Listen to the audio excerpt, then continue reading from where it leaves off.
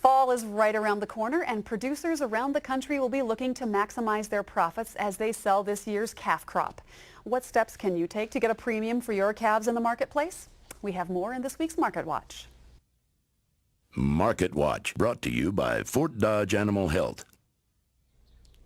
Today we're joined by Dr. Tom Field, a rancher and executive director of producer education for NCBA. Welcome, Tom. Thank you. It's great to have you here.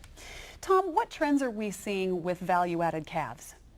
The marketplace clearly is beginning to differentiate based on management practices, things that help us assure that in fact the health of calves is going to be good as cattle enter the feed yard, all the way down to assuring consumers about the source and age of cattle as they enter the marketing chain.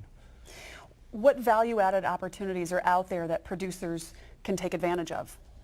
The good news for producers is that it starts from the relatively simple on up to a more complex management system, but the opportunities range from assuring that calves are in fact preconditioned before they hit the marketplace, appropriate vaccination protocols specified to particular protocols, as well as the most complex things, source and age verification and potentially verification of breed, genetic information, etc.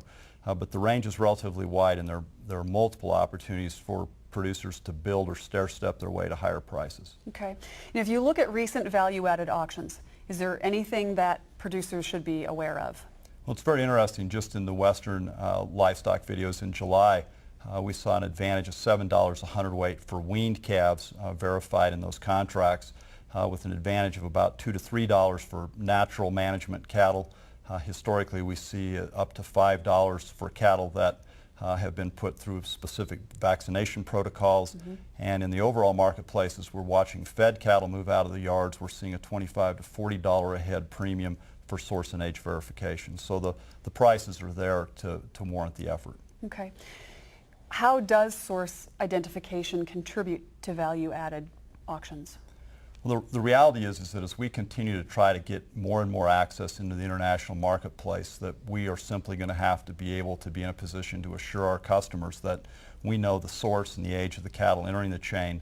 And domestic consumers are beginning to ask those same kind of questions. And so source and age verification begins to provide the foundation for which we are able to deliver on the brand-like promises that we try to make to our consumers. Tom, thank you so much. Great information. My pleasure. Glad to have you here. For more information on value-added calves, visit our website at cattlemantocattleman.org.